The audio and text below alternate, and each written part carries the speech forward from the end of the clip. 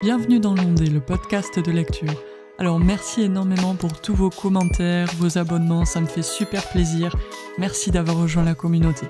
Alors on est toujours avec George Sand dans Histoire de ma vie et c'est l'épisode 12 de l'enfance à la jeunesse.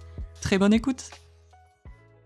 Ma grand-mère, ayant enfin compris que je n'étais jamais malade que faute d'exercice et de grand air, avait pris le parti de me laisser courir et... pourvu que je ne revinsse pas avec des déchirures à ma personne ou à mes vêtements, Rose m'abandonnait peu à peu à ma liberté physique. La nature me poussait par un besoin invincible à seconder le travail qu'elle opérait en moi, et ces 2 années, celles où je rêvais et pleurais pourtant le plus, furent aussi celles où je courus et où je m'agitais davantage. Mon corps et mon esprit se commandaient alternativement une inquiétude d'activité et une fièvre de contemplation, pour ainsi dire. Je dévorais les livres qu'on me mettait entre les mains, et puis tout à coup, je sautais par la fenêtre du rez-de-chaussée quand elle se trouvait plus près de moi que la porte, et j'allais m'ébattre dans le jardin ou dans la campagne, comme un poulain échappé. J'aimais la solitude de passion, j'aimais la société des autres enfants avec une passion égale. J'avais partout des amis et des compagnons. Je savais dans quel champ, dans quel pré, dans quel chemin je trouverais Fanchon, Pierrot, Liline, Rosette ou Sylvain. Nous faisions le ravage dans les fossés, sur les arbres, dans les ruisseaux. Nous gardions les troupeaux, c'est-à-dire que nous ne les gardions pas du tout, et que, pendant que les chèvres et les moutons faisaient bonne chère dans les jeunes blés, nous formions des danses échevelées, ou bien nous goûtions sur l'herbe avec nos galettes, notre fromage et notre pain bis. On ne se gênait pas pour traire les chèvres et les brebis, voire les vaches et les juments, quand elles n'étaient pas trop récalcitrantes. On faisait cuire des oiseaux ou des pommes de terre sous la cendre. Les poires ou les pommes sauvages, les prunelles, les mûres de buisson, les racines, tout nous était régal. Mais c'était là qu'il ne fallait pas être surpris par Rose, car il m'était enjoint de ne pas manger hors des repas. Et si elle arrivait, armée d'une houssine verte, elle frappait impartialement sur moi et sur mes complices. Chaque saison amenait ses plaisirs. Dans le temps des foins, quelle joie que de se rouler sur le sommet du charroi ou sur les miloches.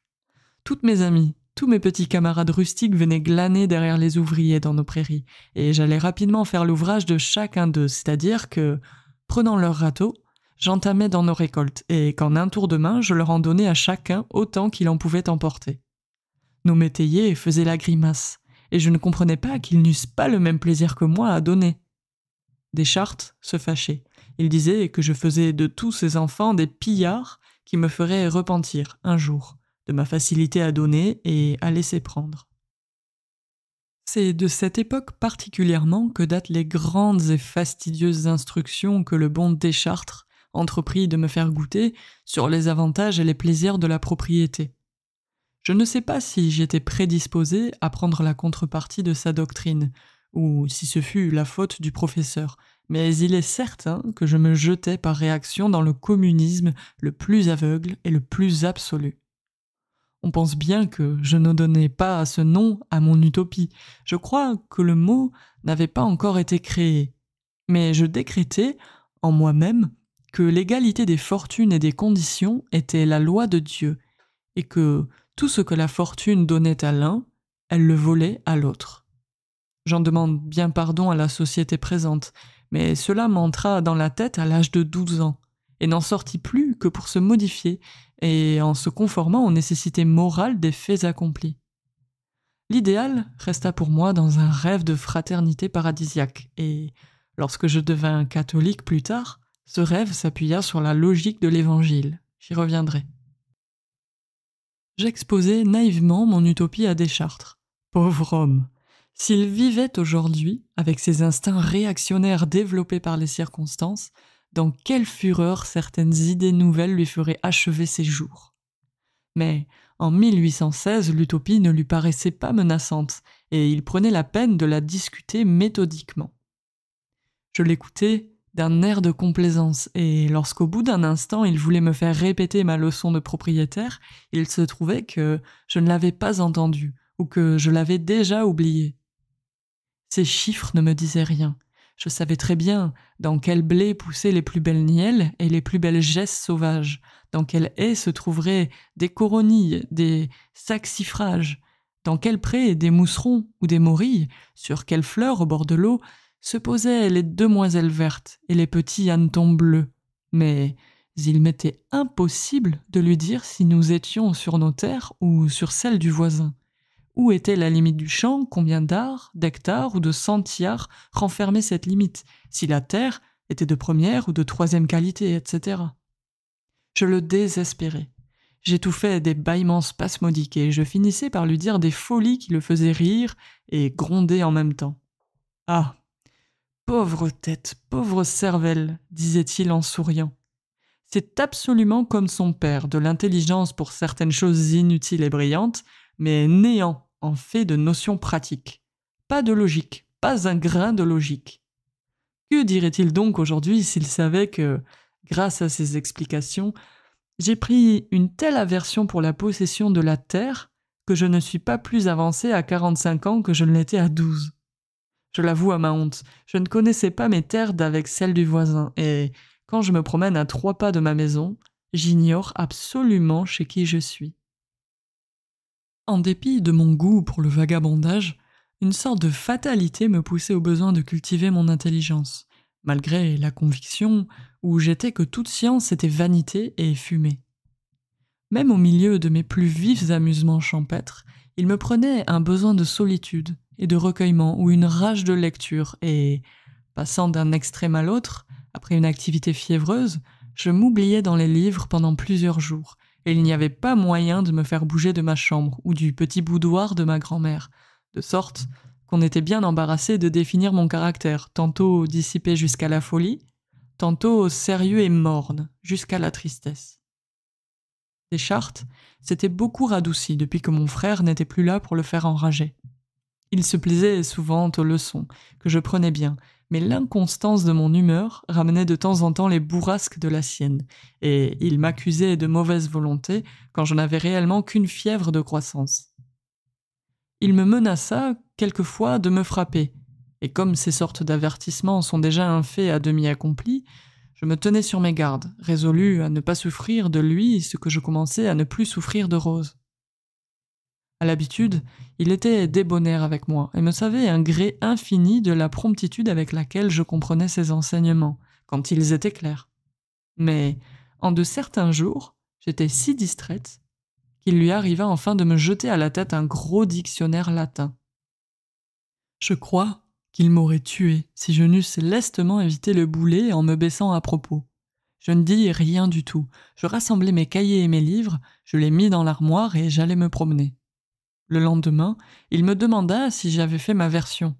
« Non, lui dis-je. Je sais assez de latin comme cela, je n'en veux plus. » Il ne m'en reparla jamais, et le latin fut abandonné. Je ne sais pas comment il s'en expliqua avec ma grand-mère, elle ne m'en parla pas non plus. Probablement, Deschartres eut honte de son emportement, et me sut gré de lui en garder le secret, en même temps qu'il comprit que ma résolution de ne plus m'y exposer était irrévocable. Cette aventure ne m'empêcha pas de l'aimer, il était pourtant l'ennemi juré de ma mère, et je n'avais jamais pu prendre mon parti sur les mauvais traitements qu'il avait fait essuyer à Hippolyte. Un jour, qu'il l'avait cruellement battu, je lui avais dit « Je vais le dire à ma bonne maman », et je l'avais fait résolument. Il avait été sévèrement blâmé, à ce que je présume, mais il ne m'en avait pas gardé de ressentiment.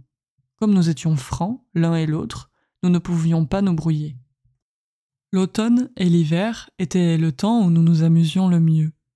Les enfants de la campagne y sont plus libres et moins occupés. En attendant les blés de mars, il y a des espaces immenses où leurs troupeaux peuvent errer sans faire de mal. Aussi se gardent-ils eux-mêmes tandis que les pastours, rassemblés autour de leur feu en plein vent, devisent, jouent, dansent ou se racontent des histoires. On ne s'imagine pas tout ce qu'il y a de merveilleux dans la tête de ces enfants qui vivent au milieu des scènes de la nature sans rien comprendre et qui ont l'étrange faculté de voir par les yeux du corps tout ce que leur imagination leur représente. J'ai tant de fois entendu raconter à plusieurs d'entre eux, que je savais très véridiques et trop simples d'ailleurs pour rien inventer, les apparitions dont ils avaient été témoins, que je suis bien persuadée qu'ils n'ont pas cru voir, mais qu'ils ont vu, par l'effet d'un phénomène qui est particulier aux organisations rustiques, les objets de leur épouvante. Leurs parents, moins simples qu'eux, et quelquefois même incrédules, étaient sujets aussi à ces visions. J'ai donc toujours pensé que ces phénomènes mériteraient d'être observés de plus près et analysés par la raison froide avec plus de conscience qu'ils ne l'ont encore été. Ce serait une étude utile pour l'intelligence de l'histoire et pour la connaissance de l'être humain, que les savants généralisent trop, selon moi. La race humaine a eu dans son enfance des facultés, ou si l'on veut, des infirmités inhérentes à son état d'ignorance. Mais dire que la superstition et la peur créent toujours ces fantômes n'est pas rigoureusement vrai. J'ai vu des paysans qui n'étaient ni crédules ni peureux, et qui ont été saisis, au moment où ils s'y attendaient le moins, par l'hallucination particulière aux gens de campagne. On sait que cette hallucination se reproduit presque toujours sous la forme d'animaux fantastiques. J'ai rassemblé dans quelques articles publiés par l'Illustration les diverses croyances de notre vallée noire, et j'ai raconté les apparitions de la grande bête. Ce qui achevait de me troubler la cervelle, c'étaient les contes de la veillée lorsque les chanvreurs venaient broyer. Pour éloigner de la maison le bruit et la poussière de leur travail, et comme la moitié du hameau voulait écouter leurs histoires, on les installait à la petite porte de la cour qui donne sur la place, tout à côté du cimetière, dont on voyait les croix au clair de la lune par-dessus un mur très bas. Les vieilles femmes relayaient les narrateurs. J'ai raconté ces scènes rustiques dans mes romans, mais je ne saurais jamais raconter cette foule d'histoires merveilleuses et saugrenues que l'on écoutait avec tant d'émotion et qui avaient tout le caractère de la localité ou des diverses professions de ceux qui les avaient rapportées. Le sacristain avait sa poésie à lui, qui jetait du merveilleux sur les choses de son domaine, les sépultures, les cloches, la chouette, le clocher, les rats du clocher, etc. Tout ce qu'il attribuait à ces rats de mystérieuse sorcellerie remplirait un volume.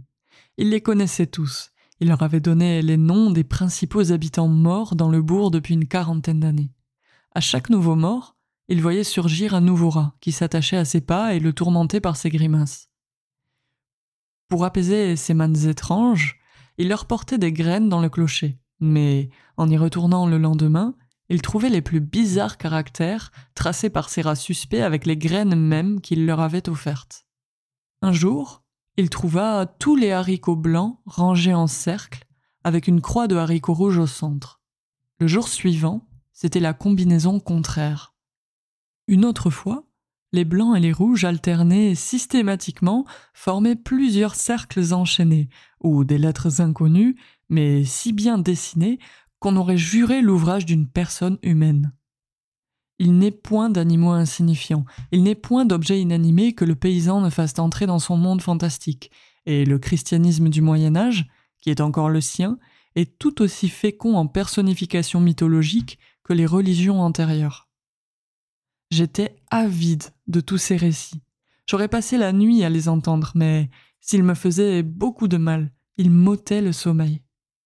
Mon frère, plus âgé que moi, de 5 ans, en avait été plus affecté encore, et son exemple me confirma dans la croyance où je suis que les races d'origine rustique ont la faculté de l'hallucination.